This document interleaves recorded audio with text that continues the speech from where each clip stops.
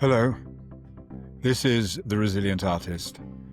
I'm Elliot Cowan, professional actor of over 25 years.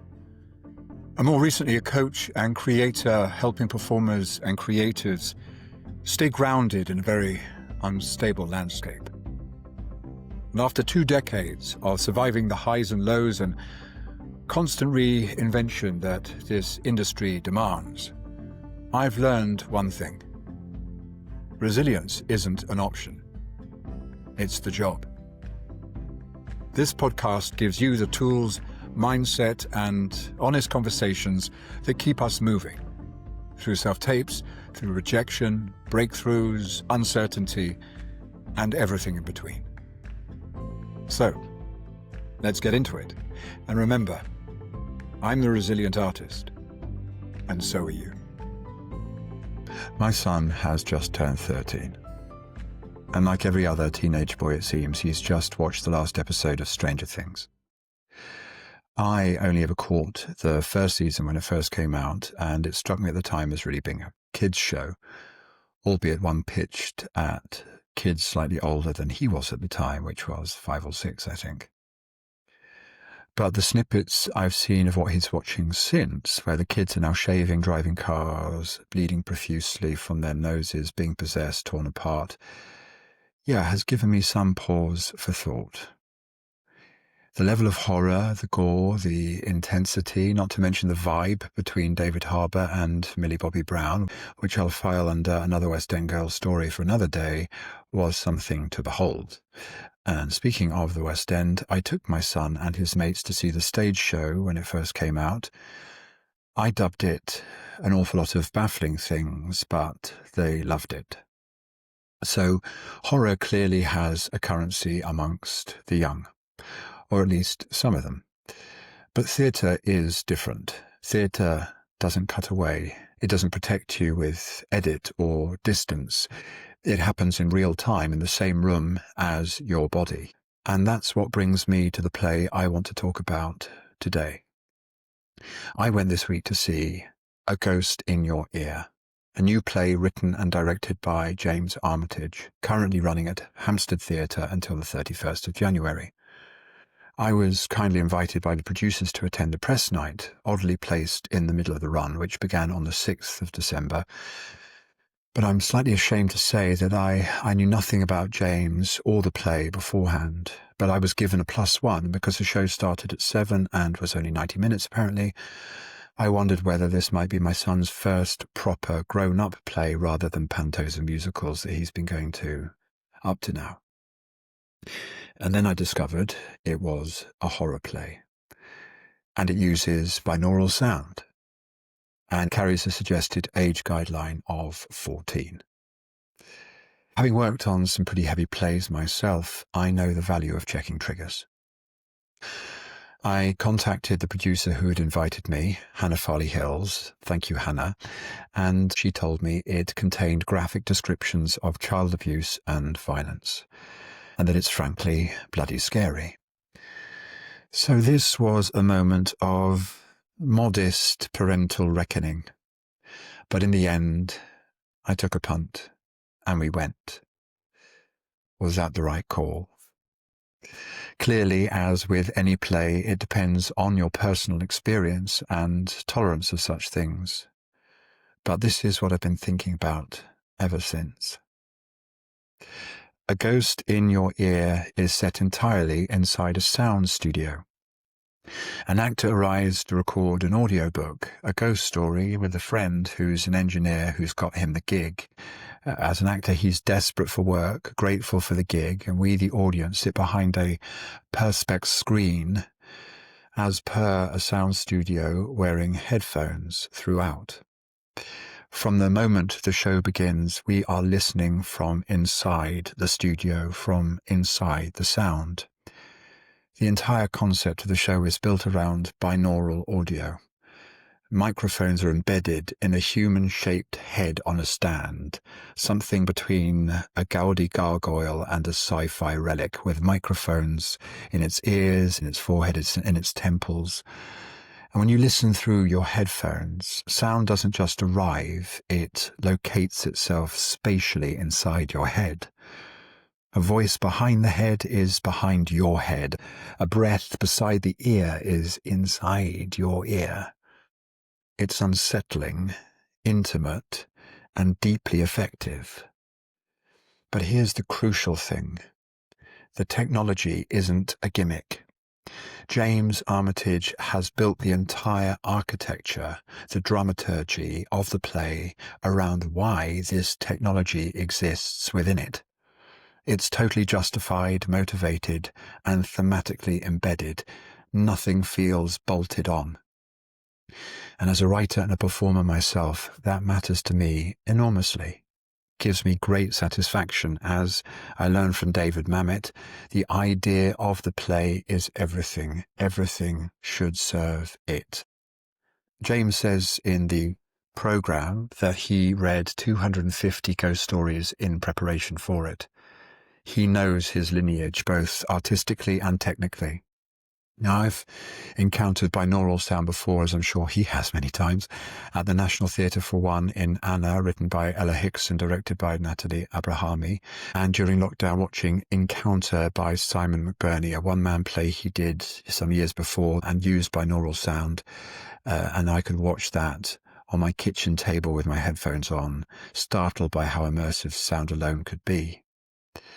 But a ghost in your ear is the most theatrically integrated use of binaural sound I've seen, because it isn't there to impress. It's there to serve the fear. I've worked in horror, on stage and screen. I was in 222, a ghost story directed by Matthew Dunster, Danny Robbins' play. I've done Macbeth, and I was in The Conjuring Last Rites. And you learn the mechanics when you're involved in these shows. You realize how mechanical some of it is and how much it's to do with rhythm and build and release. And James Armitage understands this deeply. That it isn't just about relentless jump scares. It's about containment. This play does not bludgeon you. It waits. And when the scares land, they land because you've been held securely beforehand. You know from the off that you're in safe hands. As you sit down and put the headphones on your head, there's a voice checking in with you to make sure everything is working, but the voice is dripping in suspense and malevolence. I believe Mark Gatiss advised on the production, and as you may know, he's a bit of an expert when it comes to horror. There's an intelligence here about the genre. You know, its history, its tropes, its discipline, and thus it's deeply satisfying. It reminded me powerfully of The Woman in Black.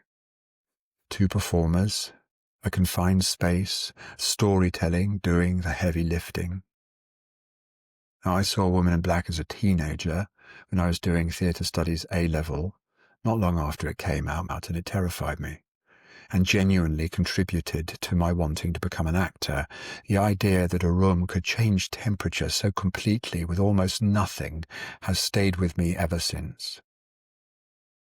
This play understands that tradition and updates it. George Blagden plays the actor. He gives an extraordinary performance.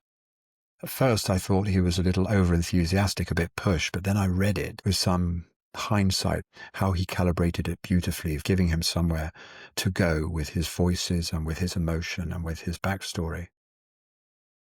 He isn't just a narrator reading out a book. His performance is vocal, but it's hugely physical, an emotional orchestration. He uses the binaural head as an instrument, cleverly directed by James, playing with proximity, distance, breath, stillness, and at times he even endows it with a relationship, something familial, which is deeply affecting. Opposite him, Jonathan Livingston provides a grounded counterweight, warmth, humour, and something else I won't spoil here. But together they carry the piece with remarkable control. Jonathan's comic relief reminded me of how essential that is in horror, and I think he would make a brilliant porter in a production of Macbeth. Watching it with my son changed everything about it, really. At times, we were clutching each other, reassuring each other through the worst moments. But it wasn't just scary. It was sobering because the play touches, without sensationalism, on inheritance, trauma, and what passes from parent to child. It reminded me of The Book You Wish Your Parents Had Read by Philippa Perry, and ideas I recall from The Power of Now by Eckhart Tolle, particularly around generational trauma, but here explored from a male paternal perspective. Now, sitting beside my son, feeling both of us jump, hide and laugh and breathe, I was reminded of my own formative experience, a ghost train at Colchester Mercury Theatre, The Woman in Black as a teenager. Horror, when done well, can be an initiation. So I don't think horror is about being scared.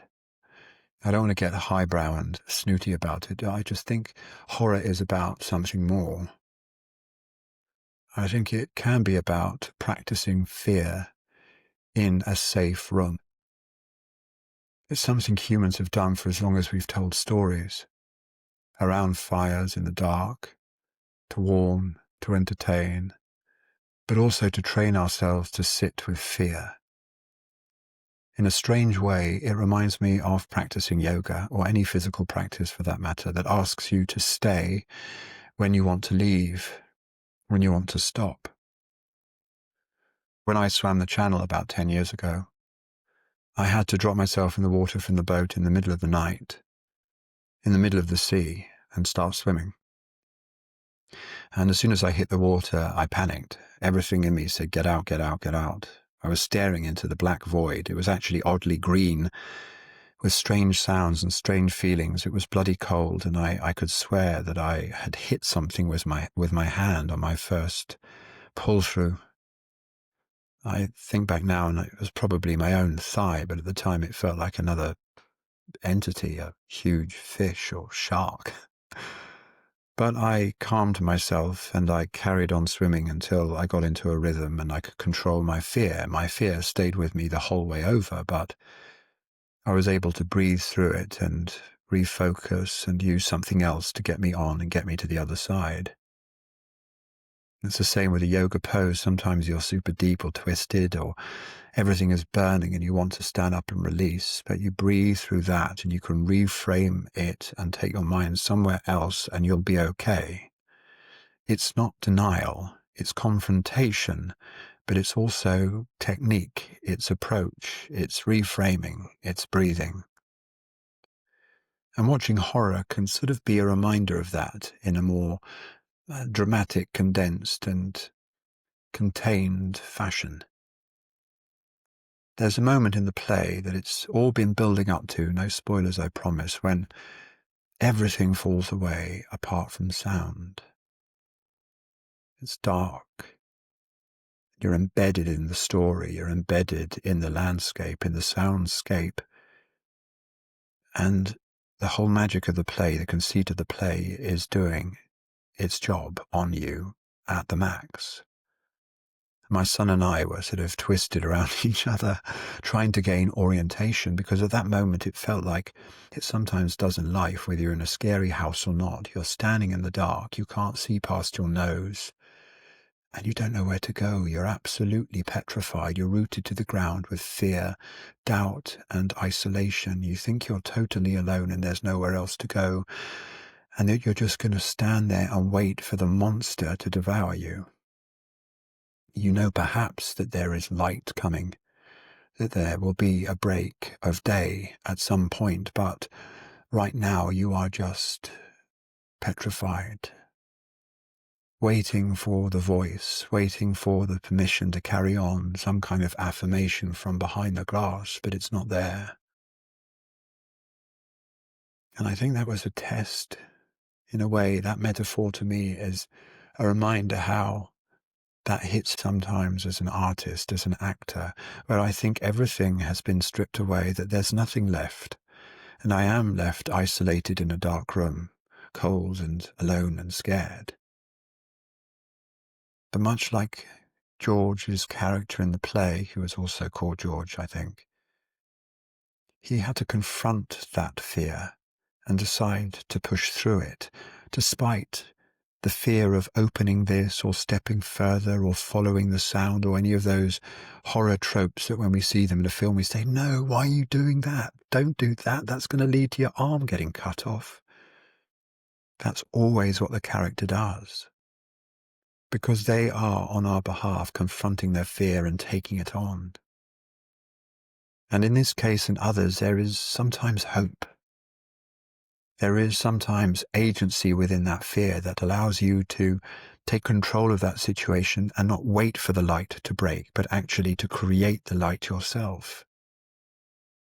Now, that's what I feel I've been doing with the work I've been doing, with the connections I'm trying to make with a small audience that I'm trying to gather around me on this subject, because I know that if I feel this way about my predicament sometimes, and have done often over 25 years, but perhaps have more ability to express it now than ever, other people around me will be feeling the same, in the same way that when we sat in that audience behind that perspex glass, we all knew what was going on. We all knew the feelings of that isolation, of that vulnerability, of that fear. And we want to witness somebody going through it on our behalf, so we know that it can turn out all right, even if it doesn't wholly, even if the ending is ambivalent or ambiguous. You kind of know that you at least have got through it. And you can leave the theatre and you can go out into your world, into your life, better armed. And that's what I think horror has given me on this occasion. And taking my son to that at 13, was that a good choice? Well, of course, you'd have to ask him, but he couldn't stop talking about it in the car. Though that may have been a combination of adrenaline and the banana cake I bought him in the foyer, and he did say that it was scarier than Stranger Things. But no tears, no running out. A rite of passage of sorts, rather than an ill-judged excursion. A Ghost in Your Ear is intelligent, frightening, restrained, and deeply theatrical. It honors the past, uses technology with integrity, which is something that we'll all have to confront more and more, and understands fear as something to be handled, not exploited. I wouldn't be surprised if it goes further, tours or transfers, and slips into the well-worn slippers of the woman in black. But whatever happens, I hope it holds onto its core and doesn't become just a piece of event theatre. Because the fear we felt in the theatre that night can teach us something. Teach us how to stay and face it. It's on till the 31st of January at Hampstead Theatre, Swiss Cottage. Go, if you dare. I'm glad I did. I'm the resilient artist, and so are you.